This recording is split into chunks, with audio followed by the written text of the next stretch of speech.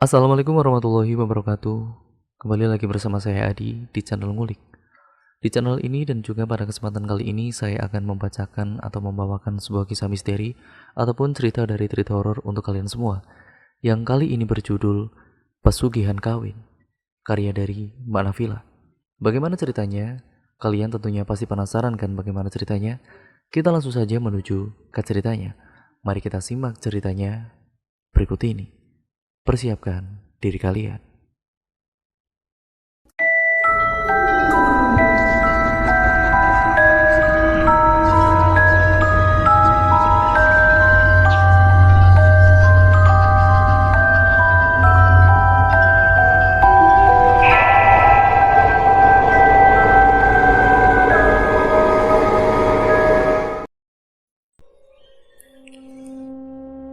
Di kesempatan kali ini saya ingin menceritakan kisah tentang Bu Cici yang kehidupan beliau sebagai seorang janda tua yang secara kehidupan perekonomiannya sangat sulit.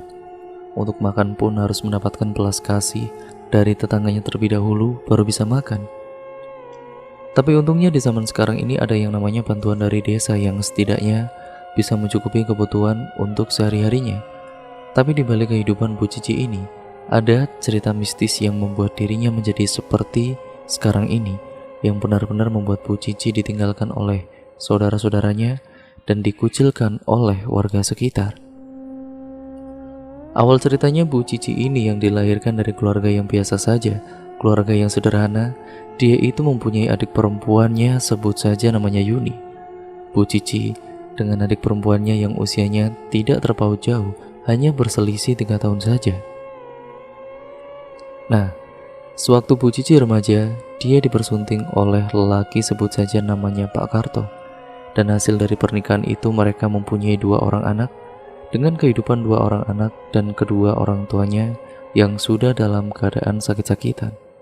Sudah tidak bisa aktivitas lagi, hanya terdiam di dalam rumah. Alhasil Pak Karto, yaitu suaminya Bu Cici, sebagai tulang punggung yang harus menafkahi seluruh keluarganya, dari kedua anaknya sampai kedua orang tuanya Bu Cici. Ya, pekerjaan yang dilakukan Pak Karto saat itu sebagai kuli bangunan. Hasil dari kuli bangunan yang tidak mungkin bisa mencukupi kebutuhan satu keluarga, yang singkat ceritanya Bu Cici akhirnya meminjam uang kepada tetangganya, yang ternyata tetangganya itu adalah seorang rentenir. Setiap hari hutangnya semakin menumpuk. Bu Cici yang tidak melunasi dan juga Pak Karto sendiri yang sebagai suaminya malah kabur, tapi bukan hanya kabur dan tidak tanggung jawab dengan hutang piutangnya, tapi yang lebih parahnya lagi, Pak Karto mengajak adiknya secara diam-diam tanpa diketahui oleh Bu Cici dan juga kedua orang tuanya. Mereka berdua menjalin hubungan yang benar-benar tidak masuk akal. Mereka kabur meninggalkan rumah dengan hutang piutang yang setiap hari ditagih oleh rentenir itu. Bu Cici sebagai anak paling tua yang harus menanggung beban keluarga dari mulai kedua orang tuanya dan juga 2 anaknya. Bu Cici yang usianya waktu itu masih 20-an lebih, setiap hari dikejar-kejar oleh rentenir sampai membuat rumah yang dihuni oleh dirinya termasuk kedua orang tuanya hendak diambil sebagai jaminan, yaitu sebagai jaminan hutang piutangnya yang setiap bulan bunganya semakin bertambah. Bu Cici yang pada saat itu bingung harus bagaimana. "Saya akan berusaha melunasinya, Bu," ujar kepada rentenir itu. Waktu itu pekerjaan yang dilakukan Bu Cici sebagai penjual jamu gendong dengan hasil yang pas-pasan untuk kedua anaknya saja yang masih kecil-kecil, yang usianya itu satunya 8 tahun dan satunya lagi masih 3 tahun. Ini benar-benar kewalahan. Sementara kedua orang tuanya yang sakit-sakitan yang setiap minggu harus ke puskesmas bolak-balik beli obat.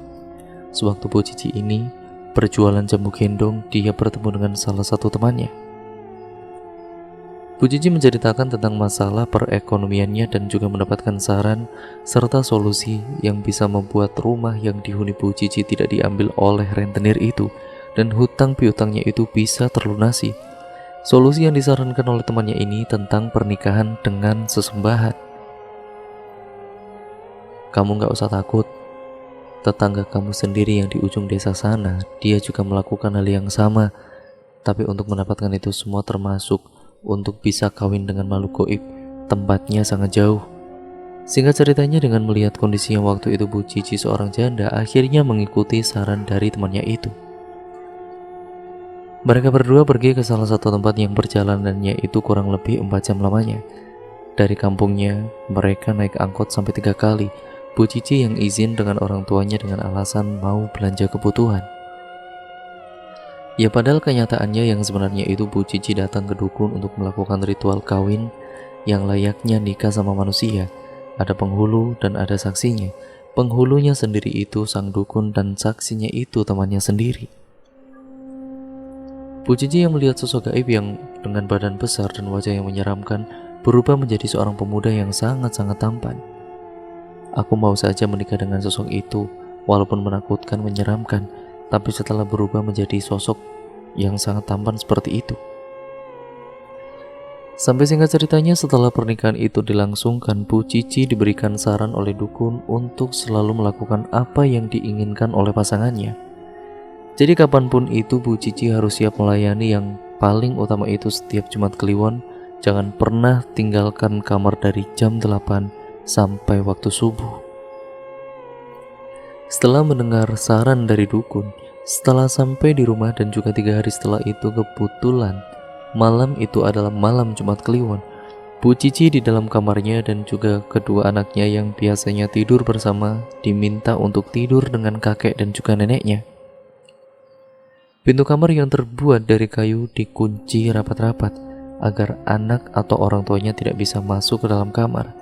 Di dalam kamar itu juga disiapkan berbagai macam kembang yang sudah dicampur dengan minyak misik. Setelah hampir 1 jam lamanya, Bu Cici menunggu sampai tertidur. Nah, di dalam tidurnya sosok genderuwo datang dengan wujud yang sangat besar, kuku tajam, mata yang menatap dengan tajam. Namun tidak berselang lama sosok itu berubah menjadi sosok tampan selayaknya manusia pada umumnya. Mereka pun segera melakukan ritual, melakukan hubungan layaknya suami istri. Setelah melakukan hubungan tersebut, ketika Bu Cici mendengar suara orang mengaji dari pengarah suara masjid, Bu Cici terbangun dengan sosok gaib itu yang sudah menghilang. Saat Bu Cici bangun dari tidurnya, dia ini melihat uang yang sangat banyak di bawah tempat tidurnya. Uang yang sangat banyak membuat Bu Cici sangat senang dan dihambur-hamburkan sampai dia tidak sadar uang itu sudah berserakan ataupun berantakan di lantai. Aduh, jadi berantakan. Jangan sampai anak-anak tahu ataupun kedua orang tuaku tahu ini. Segera mungkin kemudian Bu Cici ini membereskan uang yang berserakan di lantai. Keesokan harinya Bu Cici didatangi oleh temannya yang kemarin mengantar dirinya ke dukun. Bu Cici yang memberikan seamplop uang sebagai tanda terima kasih karena sudah mengantarnya, namun di depan orang tuanya Bu Cici, dia beralasan melunasi hutang-hutangnya perantaranya, temannya ini. Setelah itu pun Bu Cici langsung bergegas ke rumah rentenir untuk melunasi segala hutang piutangnya yang sangat banyak itu. Alih-alih untuk menipu orang sekitar setelah Bu Cici melakukan pernikahan dengan sosok gaib itu, Bu Cici mencari cara agar apa yang dilakukannya ini tidak dicurigai. Setelah 3 bulan melakukan ritual kawin, jualan jambu gendongnya berhenti dan Bu Cici melanjutkan usaha lainnya dengan cara membuka kios sembako kecil-kecilan di depan rumah. Uang yang dihasilkan di dalam kamarnya disimpan di dalam karung dengan jumlahnya ratusan juta. Tapi dia itu bingung harus bagaimana caranya menghabiskan uang itu dan agar orang-orang itu tidak tahu kalau dia melakukan pesugihan. Nah, setelah dipikir-pikir lagi, keadaan rumah yang benar-benar tidak layak, yang masih dalam kondisi rumah yang ya benar-benar seadanya, Bu Cici berencana akan membangun rumah untuk orang tuanya. Namun sebelum itu Bu Cici akan berusaha agar toko sembakonya banyak pembeli dulu, agar warga sekitar tidak mencurigainya. Satu persatu dalam 1 minggu tetangganya mulai datang sampai 1 tahun. Toko sembakonya sudah terkenal di desanya, bahkan sampai luar desa. 1 tahun Bu Cici melakukan ritual pesugihan dengan keadaan anak pertamanya yang sakit-sakitan. Setiap harinya anaknya ini selalu merintih kesakitan. Entah apa yang menyebabkan anak itu sakit. Bu Cici sendiri menganggap itu hanya sakit biasa. Pada satu malam, anak pertamanya ini muntah-muntah sampai mengeluarkan darah. Saat dibawa ke puskesmas, di dalam perjalanan nyawa anaknya Bu Cici ini ternyata tidak tertolong. Setelah kematian anaknya Bu Cici, yang setiap malam tertentu harus melayani sesembahannya, dan setelah itu uang yang selalu berserakan di dalam kamarnya membuat Bu Cici akhirnya bisa merenovasi rumah agar Bu Cici lebih leluasa melakukan ritual di dalam kamarnya dan anaknya dibuatkan kamar sendiri. Sementara kedua orang tuanya dibuatkan bangunan yang lebih layak lagi daripada rumah yang dulu dihuni. Tapi tetangga sekitar waktu itu ya keheran-heran tentunya. Bagaimana mungkin seorang janda yang banting tulang sendirian bisa menjadi seorang yang kaya raya dalam kurun waktu 1 tahun dan bisa bangun rumah juga. Mulai saat itu gosip tentang Bu Cici melakukan pesugihan sudah menyebar sampai terdengar di telinga Bu Cici. Tapi Bu Cici sendiri tidak peduli dan dia semakin menjadi-jadi melakukan ritual itu. Rumah yang sudah dibangun, toko sembako yang dipekerjakan banyak karyawan, sampai kabar itu akhirnya didengar oleh mantan suaminya yaitu Pak Karto. Pak Karto yang datang ke rumahnya Bu Cici dengan meminta uang. Bu Cici pun memberikannya dengan ikhlas, tapi dibalik dia memberikan harta ke mantan suaminya itu, yang berhubungan dengannya yaitu adiknya sendiri. Ada maksud dan tujuan, yaitu akan dijadikan tumbal dari pesugihannya Bu Cici itu sendiri. Hubungan dengan sosok gaib itu semakin menjadi-jadi. Tidak peduli sosok jin yang sangat menyeramkan itu berhubungan dengannya. Namun, lambat laun Pak Karto yang tahu Bu Cici melakukan pesugihan mengajak anaknya yang masih kecil dibawa oleh mantan suaminya untuk tinggal bersamanya. Setelah beberapa tahun setelahnya, kondisi kekayaan Bu Cici yang semakin luar biasa, namun secara tidak sengaja Bu Cici melanggar pantangan yang seharusnya tidak dilakukan olehnya. Dan akibatnya adik perempuannya yang berhubungan dengan mantan suaminya ini tiba-tiba meninggal dunia. Bu Cici ini sempat datang ke dukun menanyakan tentang kejadian itu. Sebenarnya pernikahan itu tidak banyak memakan tumbal, tapi karena kamu melakukan sesuatu pantangan yang seharusnya tidak dilakukan dan kamu melanggarnya, yang membuat anak dan adikmu itu pasti meninggal dunia. Setelah dia datang ke dukun dan tidak berselang lama, ibu kandungnya ini sakit-sakitan dan berakhir meninggal dunia juga. Kabar tentang orang tuanya meninggal ini membuat geger di kampungnya kalau Bu Cici ini melakukan sebuah ritual pesugihan. Rentetan kematian anaknya yang disusul oleh adik kandungnya dan juga ibunya dalam kurun waktu 2,5 tahun. Setelah ibunya meninggal dunia, Bu Cici ini datang lagi ke dukun untuk menanyakan, apa penyebab ibuku meninggal dunia? Karena kamu menolak keinginan dari sesembahanmu sendiri. Kamu sudah tidak mau melayaninya. Saya memang sudah tidak mau melayani karena saya tidak mau ada orang yang menjadi tumbal lagi. Apalagi tumbal itu dari keluargaku sendiri. Keadaan keluarganya yang sudah tidak lengkap lagi itu, Bu Cici hanya tinggal dengan bapaknya. Para tetangganya pun tidak ingin dekat-dekat dengan Bu Cici karena takut akan dijadikan tumbal, karena memang bukan hanya keluarganya saja yang dijadikan tumbal. Temannya Bu Cici sendiri yang pernah mengantarkannya ke dukun untuk melakukan ritual yaitu menikah dengan jin itu juga meninggal dunia. Bahkan orang yang pertama kali jadi tumbal itu adalah temannya Bu Cici, karena dia orang pertama kali memakan uang dari hasil ritual pesugihan kawin tersebut.